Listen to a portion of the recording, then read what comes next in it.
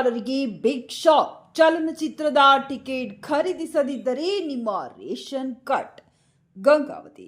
July 26ರಂದು ಕೊಪ್ಪಳ ಜಿಲ್ಲೆಯ ಸರ್ಕಾರಿ ನ್ಯಾಯಬೆಲೆ ಅಂಗಡಿ ವಿತರಕರ ಮೇಲೆ ಚಲನಚಿತ್ರದ ಟಿಕೆಟ್ಗಳನ್ನು ಬಲವಂತವಾಗಿ ಖರೀದಿಸುವಂತೆ ಆಹಾರ ಇಲಾಖೆ ಅಧಿಕಾರಿಗಳು ಒತ್ತಡ ಹೇರಿದ್ದಾರೆ ಎಂಬ ಗಂಭೀರ ಆರೋಪ ಕೇಳಿಬಂದಿದೆ.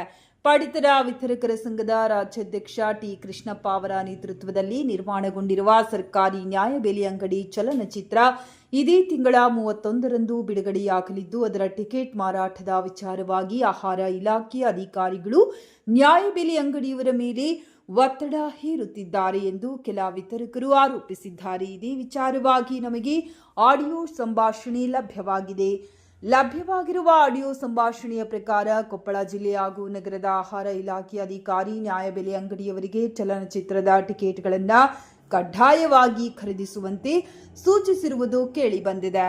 ವಿಷಯ ತಿಳಿದ ಪಡಿತರ ವಿತರಕರು ಹಣದ ಸಮಸ್ಯೆ ಇದೆ ಎಂದು ವಿತರಕರು ತಿಳಿಸಿದಾಗ, ಬಂದು ಟಿಕೆಟ್ ತೆಗೆದುಕೊಂಡು ಹೋಗಿ, ಇಲ್ಲವಾದರೆ ಡಿಡಿ ಅವರಿಗೆ ತಿಳಿಸಿ ನಿಮ್ಮ ವಿರುದ್ಧ ವರದಿ ಮಾಡುತ್ತೇನೆ ಎಂದು ಅಧಿಕಾರದ ದರ್ಪದಲ್ಲಿ ಮಾತನಾಡಿರುವ ಆರೋಪವು ಕೇಳಿಬಂದಿದೆ.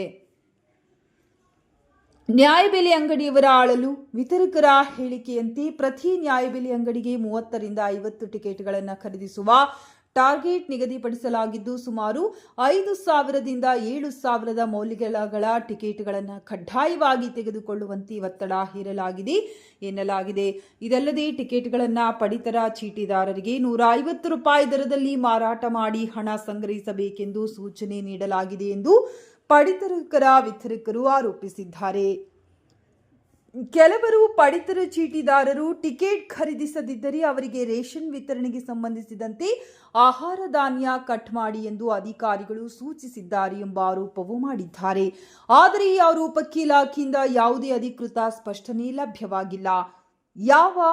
ಇದು ಕಾನೂನು?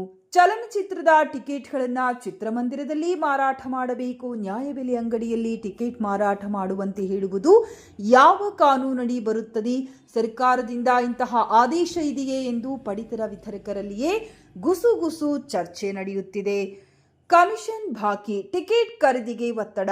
ನ್ಯಾಯಬೆಲೆ ಅಂಗಡಿಯವರ ಪ್ರಕಾರ ಕಳೆದ 4ರಿಂದ 5 ತಿಂಗಳಿನಿಂದ ಅವರಿಗೆ ಬರಬೇಕಾದ ಕಮಿಷನ್ ಹಣವೇ ಬಿಡುಗಡೆಯಾಗಿಲ್ಲ. ಜೀವನ ನಡೆಸುವುದೇ ಕಷ್ಟವಾಗಿರುವ ಸಂದರ್ಭದಲ್ಲಿ ಸಾವಿರಾರು ರೂಪಾಯಿ ಮೌಲ್ಯದ ಟಿಕೆಟ್ಗಳನ್ನು ಖರೀದಿಸುವಂತೆ ಒತ್ತಡ ಹೇರುವುದು ಇದು ಯಾವ ನ್ಯಾಯ ಎಂದು ಇಲಾಖೆ ವಿರುದ್ಧ ಬೇಸರ ವ್ಯಕ್ತಪಡಿಸಿದ್ದಾರೆ. ಇಲಾಖೆಯ ಸ್ಪಷ್ಟನೆ ನಿರೀಕ್ಷೆ. ಈ ಪ್ರಕರಣಕ್ಕೆ ಸಂಬಂಧಿಸಿದಂತೆ ಆಡಿಯೋ ಸಂಭಾಷಣೆಯಲ್ಲಿ ಲಭ್ಯವಾದ ಆರೋಪಗಳ ಕುರಿತು ಆಹಾರ ಮತ್ತು ನಾಗರಿಕ ಸರಬರಾಜು ಇಲಾಖೆಯ ಹಿರಿಯ ಅಧಿಕಾರಿಗಳು ಸ್ಪಷ್ಟನೆ ನೀಡಬೇಕು ಮತ್ತು ಪಡಿತರ ವಿತರಕರ ಮೇಲೆ ಒತ್ತಡ ಹೇರುವುದು ನಿಲ್ಲಿಸಬೇಕೆಂದು ಹೆಸರು ಹೇಳಲು ಇಚ್ಛಿಸದ ವ್ಯಕ್ತಿಯಿಂದ ಮನವಿ ಕೇಳಿಬಂದಿದೆ.